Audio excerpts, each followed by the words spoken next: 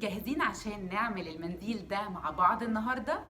يلا بينا. السلام عليكم ورحمة الله وبركاته. المنديل ده لما كنت بشتغل فيه من كام شهر وبحط فيديوز وستوريز على انستجرام وفيسبوك الدنيا قامت قوي، وبعدين رجعت تاني من اسبوعين كنت بشتغل في منديل تاني بنفس التكنيك، التطريز بالخرز، فبرضه الدنيا قامت قوي. والناس في الافراح الاولاني والتاني كانوا حابين المنديل جدا، لدرجه في الفرح اللي هو كان من اسبوعين ده المأذون في نص الخطبه قال لهم هو انتوا مين اللي عامل لكم المنديل ده؟ النهارده بقى هعلمكم ازاي تطرزوا بنفسكم منديل كتب كتاب بالخرز. وفي نص الفيديو هنقابل مفاجاه حلوه قوي قوي، اول مره اعملها في فيديو على يوتيوب، يلا بينا. بعد ما بنشخبط التصميم بره على ورق رسم بياني او على اي ورق، او حتى بنطبع صورة من على الانترنت، بنحط عليه ورقة الزبدة او ورقة الكلك ونبدأ نمشي على الرسمة. بعد كده بنقلب الورقة وبندوس على الكلام ده كله تاني، وبعد كده بنجيب المنديل بنثبت عليه الورقة بسوليتيب او بسكوتش، وبنبدأ ندوس تاني على الكلام لحد ما نلاقي ان التصميم نزل على المنديل او على السطح اللي احنا عايزين ننزل عليه ديزاين.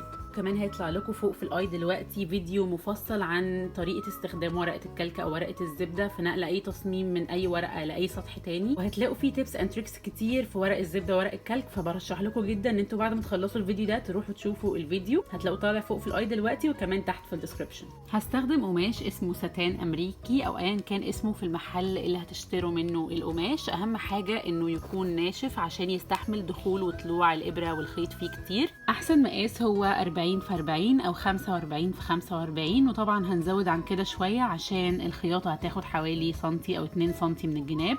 وهعمل من القماش مرتين عشان مره تبقى الوش، وبعد التطريز هيكون في ورا بواقي خيوط وكده، فهنروح مغطيينها بالوش التاني. ده الخرز اللي انا هستخدمه اسمه كسر ازاز، جبته ب3 مقاسات مختلفه من حاره المزين في العتبه. ده كارت المحل اللي جبته منه لو حابين ان انتوا تاخدوا سكرين شوت وتروحوا تجيبوه من هناك. جبت كمان الابر دي عشان تكون رفيعه جدا ان هي تدخل في الخرز، لان الخرز فتحته ضيقه قوي. وجبت الخيط ده، هو خيط نايلون رفيع قوي زي ما انتوا شايفين كده. بعد كده هجيب طاره باكبر مقاس اقدر عليه وهفكها نصين، وهاخد النص اللي تحت ده احطه تحت القماشه.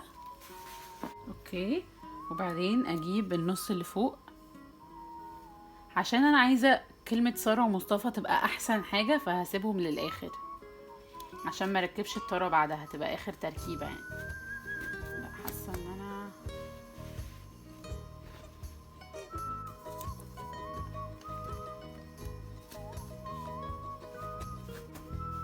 كده انا هقدر اطرز كلمه بينكم موده ورحمه على بعض في نفس البتاع، وكمان التاريخ. عشان انا اول مره اعمل تطريز 100% بالخرز. قبل كده كنت استخدمت الخرز مع الخيط في التطريز على التيشيرت، هيطلع لكم الفيديو فوق دلوقتي في الاي، بس دي اول تجربه تكون كامله بالخرز، فكنت حابه شويه اعمل حاجات عشان لما اجي بقى اقول لكم هنعمل ايه اقول لكم حاجات فعلا حقيقيه ومجربه وصادقه. فاول حاجه اكتشفتها، انا دايما بحب ان انا اعمل الخيط طويل، بس عشان احنا في بعض الاجزاء بنركب خرزتين 3 4 جنب بعض وبعدين نخيطهم، فبيكون في فرص كتير ان الخيط يمسك في اي خرزه، ان الخيط يتلعبك، ان يحصل اي حاجه. فالاحسن والامن في الجزء ده ان احنا نعمل الخيط قصير او مش طويل قوي، يعني اللي نقدر نسيطر عليه. وباي ذا واي ما كنتش قلت لكم مقاس الخيط، فده هو مقاس الخيط 0.13 0.13 13 من 100 مليمتر.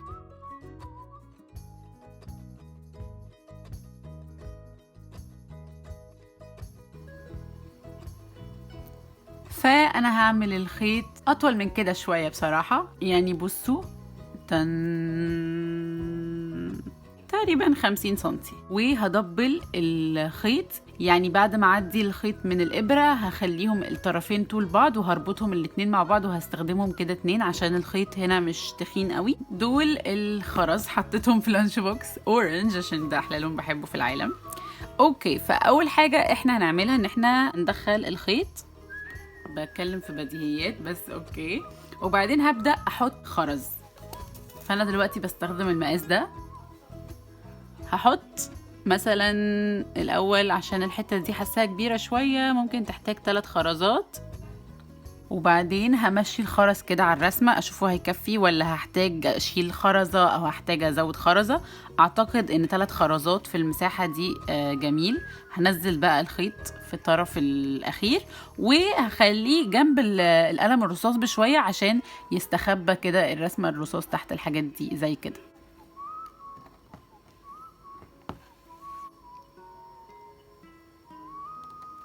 اوكي، وهشده لطيف. وبعدين عندنا بقى اوبشن تاني، يا اما ان انا ناس كتير بتطلع من هنا تاني، بس انا ضد ده علشان بقى اشوف ان كده في تهدير خيط ورا. يعني انا نزلت من هنا فانا بحب ان انا اطلع من هنا تاني في نقطة جنبها بشوية وبطلع الابرة تاني. وانتوا مع الوقت هتبدأوا تتعودوا انتوا محتاجين تتخروا شوية قد ايه، ان ده هيكون فرق مناسب ما بين كل صف خرز والتاني. دلوقتي انا بحط 3 خرزات كمان،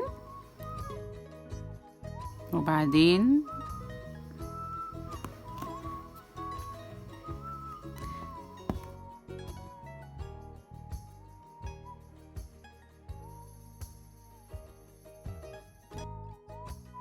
انا عارفة ان الدنيا وسعت شوية، بس هنلمها ازاي؟ ان احنا نلزق تاني ونضغط كتير.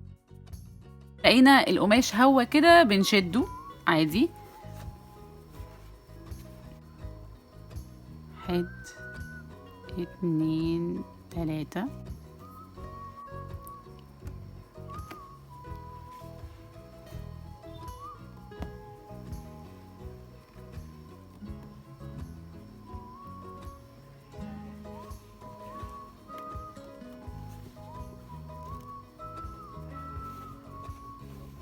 المرة دي المسافة ابتدت تكبر، فاعتقد ان احنا هنحتاج نحط 4 خرزات، بس برضو اجرب الاول احط ال3 ونشوف الدنيا كده هتمشي ازاي بال3.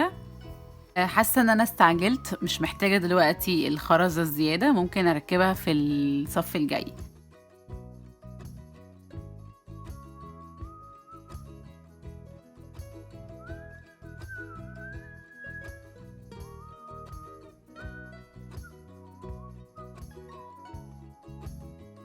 بصوا ظبط قوي.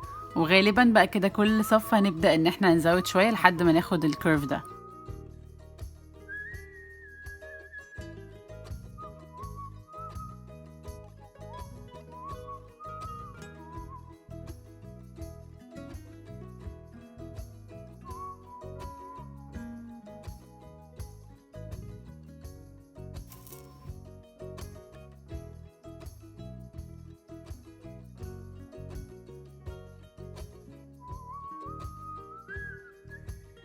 في تريك عايزه اقول لكم عليها. انا بعد ما عملت دول حسيت ان هم سايبين قوي كده، وسبيشالي اخر واحده، وساعات بتتحرك وبتبين الخيط.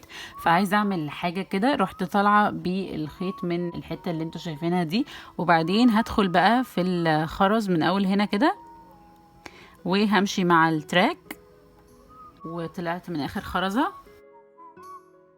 وبعدين هنزل هنا تاني. ايه لازمة اللي انا عملته ده؟ ثبتها شوية الناحية دي. ممكن اعمل برضو ان انا اروح طالعة من هنا وبرضو اعدي شوية كده. مثلا اللي انا عملته ان انا حاولت اثبت كل خرزة في مكانها، يعني اطلع من قبل كل خرزة وانزل بعدها. anyways اللي عليه الدور دلوقتي ان احنا نيجي من هنا ونكمل بقى بقيه الصف. 2 2 2. في حاجه بقى مهمه قوي عايزه اقول لكم عليها دلوقتي في الواو. احنا المفروض لو احنا ماسكين قلم وبنكتب هنبقى بنعمل ميم، وبعدين بنمشي على السطر كده، وبعدين بنمشي كده وبننزل كده زي هنا كده بكلمه رحمه. احنا مشينا كده، خط القلم بيمشي كده مع السطر كده كده كده، بيجي عند الميم يروح لافف وراجع. اوكي فاهمين قصدي؟ يعني ما نزلناش مثلا هنا ورحنا ابتدينا ناخد الخرز يبقى ماشي كده، لا احنا بنفكر القلم هيمشي ازاي والقلم يمشي كده. اتمنى تكونوا فاهمين قصدي. فانا هاجي هنا في الواو ان الخرز مش هيكمل مثلا ان احنا ماشيين كده فيلا نكمل كده، لا هعمله زي ده كده، يبقى كده كده كده، ويطلع هنا يكمل، يبقى شكل الواو بنفس الطريقة دي. اتمنى تكونوا فاهمين قصدي، وهنلعب اللعبة دي مع بعض دلوقتي. بس مش هبدأ من فوق علشان انا كده كده كنت في خيط تاني قبل الفيديو، كنت ابتديت من هنا، فهكمل على ده لحد ما اطلع فوق.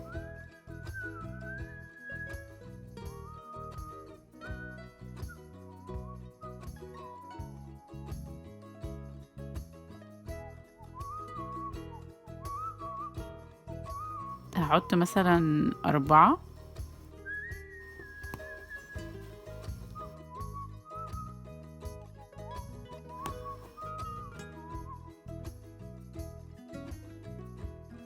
وده بقى شكلها لما خلصت.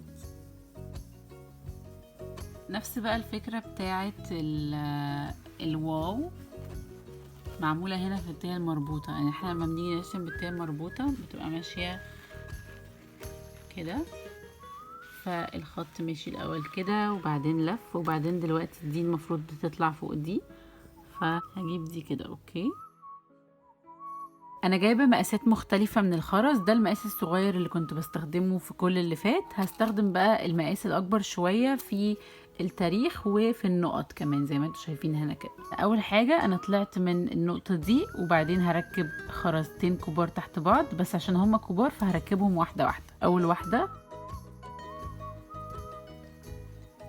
هحطها مكانها، واول ما تخلص هنزل. اوكي، وبعدين هبعد تقريبا قد مقاس واحدة كمان. لو مش عارفين نظبطها كده بالحب ممكن نحط واحدة كمان فعلا، ونبعد مسافة قدها.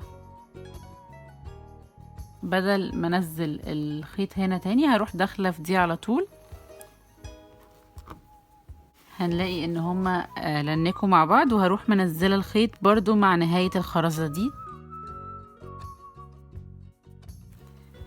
دلوقتي المفروض ان انا هعمل برضو خرزة هنا بالعرض، علشان زي دول كده هنا بالعرض، بس عشان ما يبقاش المنظر من بعيد انه تك تك، هروح حاطة خرزاية صغيرة كده في الزاوية زي دي. انا عارفة ان الحركة دي والحركة بتاعة الحاجات اللي هي بتبقى ماشية فوق بعض دي ممكن تشوفوها حسوكة او حاجات بسيطة، مش لازم، وهي فعلا مش لازم، بس لما الواحد بيبص عليها كده وبتركز وبتركيز، مش اللي هو مشهد والناس بتبقى متأثرة عاطفيا فمحدش بيبقى مركز في الموضوع في الايفنت يعني او في كتب الكتاب نفسه. بس لما حد يبص له as an art piece او يتعلق مثلا في بيت العريس والعروسة بعد ما يتجوزوا، لان دي بقت موضة دلوقتي ان منديل كتب الكتاب يتحط في تابلو ويتعلق، فهيبقى شكله جميل. نزلتها في اقرب نقطة للعصاية القديمة او الخرزية الطويلة القديمة، وهبعد بقى شوية. على فكرة في على القناة لو ما كنتوش شفتوا قبل كده بلاي ليست كاملة في التطريز من اول الاساسيات خالص للمبتدئين، بس بالخيوط بقى، فلو انتوا حابين تشوفوها هحطها لكم فوق دلوقتي في الاي.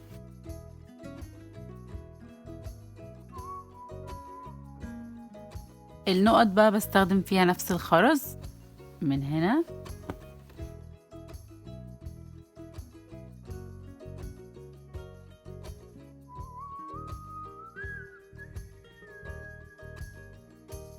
هنا 4 كانوا كفاية، ظبطوا الرسمة اللي أنا كنت رسماها. لو كانوا بقى نقطتين جنب بعض الأخيرة دي بروح مطلعة من قدامها هناك واحدة كمان، وبنخليهم يبقوا جنب بعض كده. هنا أنا مستخدمها 5 و5. اوكي، دلوقتي بقى عايزة اوريكم حاجة مهمة جدا، وهي ازاي بنربط الخيط لما بنخلص. بدخل كده وبطلع تاني، بنعمل عقدة عادية يعني، بس كان في واحدة صاحبتي علمتني تريك حلو قوي عايزة اقول لكم عليها. في العادي العقدة العادية بنروح مدخلين كده في الخيط وخلاص. هي قالت لي لا بقى، حاولي تدخلي كذا مرة كده. طبعا ممكن في ناس منكم تبقى دي بالنسبه لها حركه بديهيه، بس انا كانت بالنسبه لي اختراع، ولقيتها بتربط حلوه قوي، لان انا عندي insecurity من الخيط بتاع السناره ده، بصراحه بخاف منه، فلا لقيتها حلوه قوي. وكمان جربتها في الخرز، قصدي في الاكسسوارز اللي بالخرز، والاكسسوارز بقى بتستخدم اكتر بكتير، يعني ده كده مربوط مره وخلاص، وهنقفل كمان عليه من ورا لما نخلص، فمش هنحس بأي مشكلة. بس الاكسسوارز بتستخدم، فكانت خطيرة. بس انا بقيت بعمل ده هنا كمان عشان انا بحب الامان مع خيط السنارة ده بالذات. بس وهنقصه بنفس الطريقة. خلصت كل الكلمات. مهم قوي ان احنا لما نفك الطارة ونيجي نركبها في مكان تاني نخلي بالنا من ان احنا ما نقفلش على تطريز. فانا هنا قفلت ما بين الدال بتاعت مودة وما بين التاء المربوطة. دي حاجة مهمة نخلي بالنا منها، حتى لو هيحصل شوية كلكعة بس نخلي بالنا ان احنا ما نقفلش على الكلام. بما اننا بقى في نفس الكادر وممكن معرفش ارجع له تاني، فقررت ان انا لسه ما طرزتش كلمة مصطفى، بس قلت ان انا اطرز كل حاجة في الكادر ده. فحتى عملت النقطة بتاعت مصطفى، عملت اللي هي العصاية بتاعت الطه، ودلوقتي بعمل الخيوط او الخطوط اللي هنا. عملتها بقى بالنوع الثالث من الخرز، يعني هنوع كده في الخيوط في الخطوط، ان انا اعمل شوية بده، شوية بالصغير ده، شوية بالكبير. وعايزه اقول حاجه كمان، ان بجد الخيط النايلون الشفاف ده طلع تحفه عشان ما يبانش ابدا جوه الخرز الشفاف.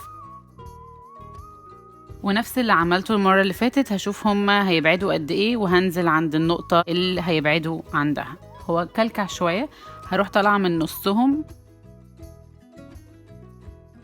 وادخل فيهم تاني.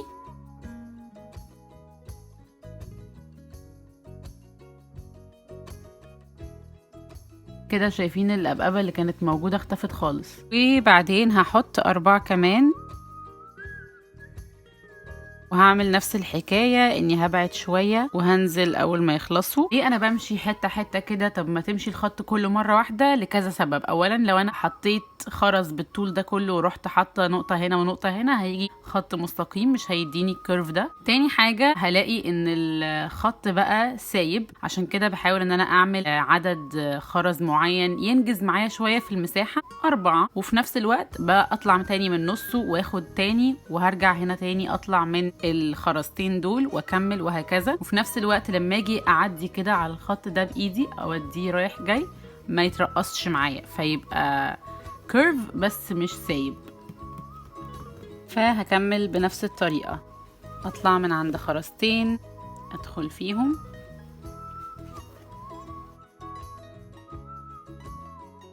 تلاتة 4.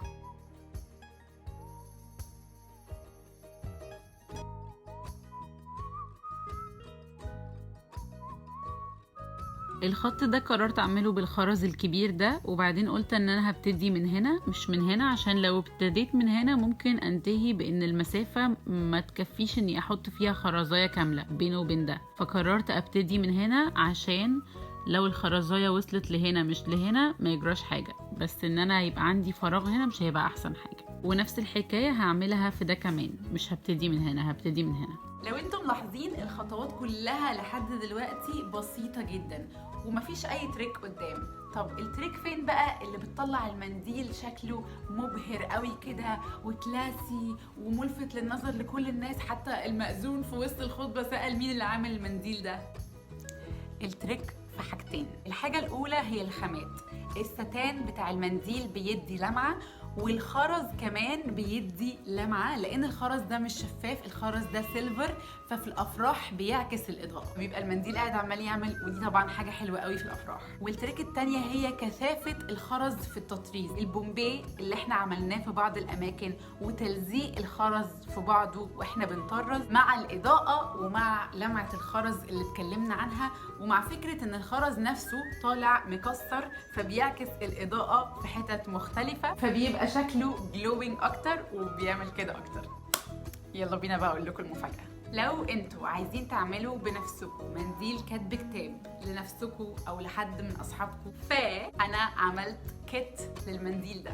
يعني ايه؟ يعني تقدروا تطلبوا مني، واللينكس بتاعتي كلها موجودة تحت في الديسكريبشن، فيسبوك وانستجرام، اني ابعت لكم كل الخامات والادوات اللي انا استخدمتها في الفيديو ده وتوصل لكم لحد البيت. تعالوا نشوف ايه هي المحتويات اللي هتلاقوها موجودة جوه الكيت. اول حاجة الطارة دي اكبر من اللي انا مستخدماها في الفيديو ده. الطارة دي مقاسها 40 سنتي زي اللي استخدمتها في المنديل الاخير اللي عملته، فمش هتحتاجوا تفكوا وتركبوا المنديل على الطارة اكتر من مرة. هتحطوا المنديل تشتغلوه كله مرة واحدة، تشيلوه من عليها تستخدموه على طول. تاني حاجة هتلاقوها موجودة في الكيت هما ال3 انواع من الخرز اللي استخدمتهم، وكل نوع منهم موجود منه كمية قد اللي انا استخدمتها 3 مرات. 3 مرات يا سيد. عايزين بقى تعملوا ديزاين مختلف في تقسيمة خرز اكتر في اي واحد منهم، عايزين تضيعوا خرز، عايزين تعملوا 3 مناديل، المهم ان انتوا هتلاقوا قد اللي انا استخدمته 3 مرات من الخرز.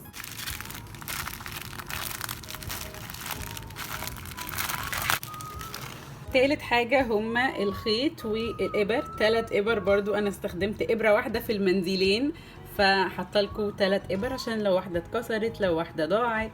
والخيط بس مش حطلكوا قد اللي أنا استخدمته 3 مرات، هما 1.5 مرة بس. حطلكوا 100 متر من الخيط النايلون. بعد كده القماش الستان بالمقاس اللي انتوا محتاجينه بالظبط، وحطلكوا الوشين.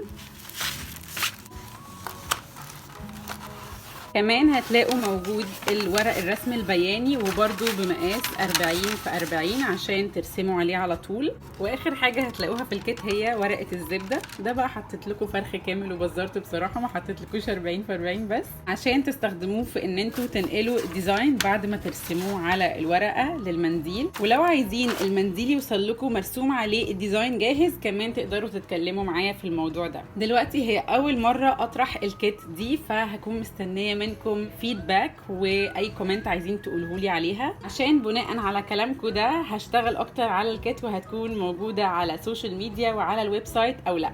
الكيت دي هتكون مفيدة جدا لحد عايز يعمل منديل مرة واحدة، عشان مش هيضطر ان هو يشتري 3 اكياس كبار من ال3 مقاسات اللي انا استخدمتهم. هتوصل له الكميات اللي هو محتاجها في المنديل. انا حاطة كمان كميات اكتر من اللي انا استخدمتها، عشان لو حبيتوا تغيروا في الديزاينز نبقى في السيف سايد. كمان فترة الفرح الدنيا فيها بتكون مزنوقة قوي، ان احنا ننزل نجيب القماش من حتة والخرز من حتة والطارة من حتة، ممكن ما نلاقيش نفس الجودة بتاعة الخرز او نفس مقاس الطارة. لان انا حتى في الاول في المنديل اللي انا عاملاه في الفيديو ده ما لقيتش مقاس الطارة المناسب، فجبت اللي لقيته اللي كانت اكبر حاجة عند الراجل. فلا في الكيت هتلاقوا مقاس الطارة الكبير اللي عملت بيها المنديل التاني، وما اضطريتش افك واركب اكتر من مرة عشان الخرز ما يتكسرش. والورق بدل ما نروح المكتبة، وطبعا ده مش هينفع نشتريه بالمتر، ده لازم نشتريه بالرول، فقصة كبيرة كده. فانتوا هتلاقوا كل الخامات واصله لكم لحد البيت، وهتكونوا ضامنين الكواليتي، لان انا استخدمتها اكتر من مرة وطلعت لي شكل حلو قوي اكتر من مرة. فحسيت ان هي هتكون فكرة مفيدة، بس اللي هيأكد هل هي مفيدة او لا هو انتوا، لان القناة دي اصلا بدأت عشان تساعد في الادوات والخامات. فخلينا نقول ان الفيديو موجود، المحل اللي انا جايبه منه الخرز موجود، ومقاس الخيط وكل الاوبشنز موجوده للي عايز هو يشتريها بنفسه. بس اللي مش عايز يشتريها لنفسه، مش عايز يجيب بكره الخيط دي كلها وعايز يعمل منديل ويروح بيتهم، الكيت موجوده تقدروا تطلبوها، واللينكس موجوده تحت في الديسكربشن، فيسبوك وانستجرام والويب سايت. انا بقى عندي ويب سايت.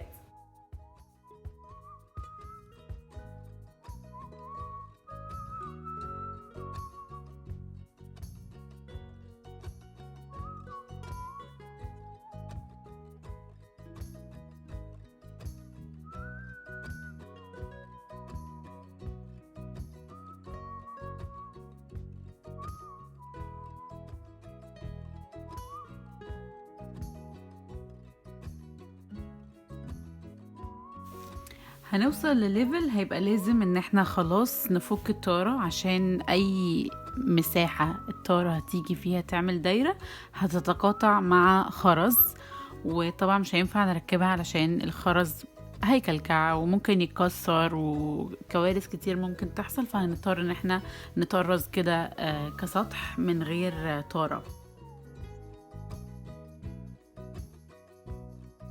ازاي نحافظ على الموضوع ده؟ محتاجين نفرشها على ارض كده صلبة، مش ان احنا نكون بنطرز واحنا ماسكينها في ايدينا زي ما ممكن نكون بنعمل بالطارة، عشان نضمن ان القماش يكون مفرود، فالخرز يتطرز على القماش وهو مفرود، ما يكشكش في حتة او كده. كل الدوائر دي او اغلبها متطرزة كده. انا دلوقتي بعمل خلاص اخر خط، وعايزه اوريكم ازاي بنعمل كأن الخطوط عامله اوفرلابنج على بعض زي هنا كده. بنعمل واحد منهم فاضي زي كده، وهنعدي بقى الخرز ده من الفتحة دي.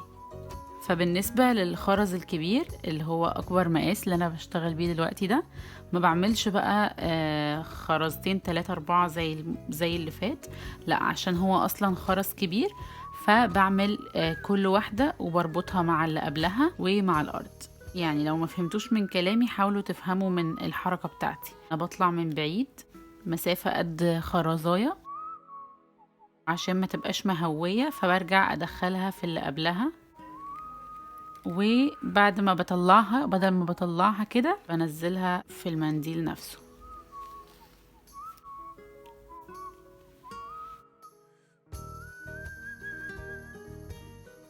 تا تا تا تا تا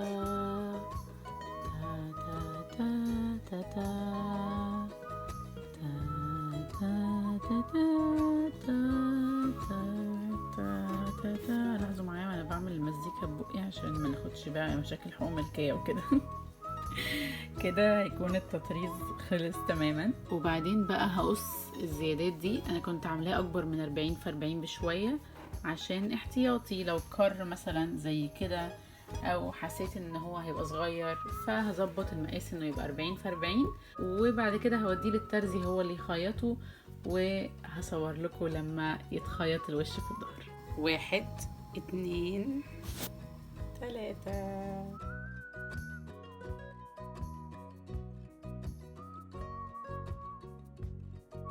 وكده انا خلصت منديل كتب الكتاب. يا رب يكون الفيديو كان مفيد. دلوقتي دوركم، مستنياكم تبعتولي صور انتوا عملتوا ايه، ولو عندكم اي اسئله سيبوها تحت في الكومنتس برد عليها، وما تنسوش تكونوا مبسوطين وتبنوا العالم حاجات حلوه اكبر منكم بكتير. بفكركم لو عايزين تطلبوا الكت، اللينكس موجوده في الديسكربشن، فيسبوك وانستجرام والويب سايت. سلام.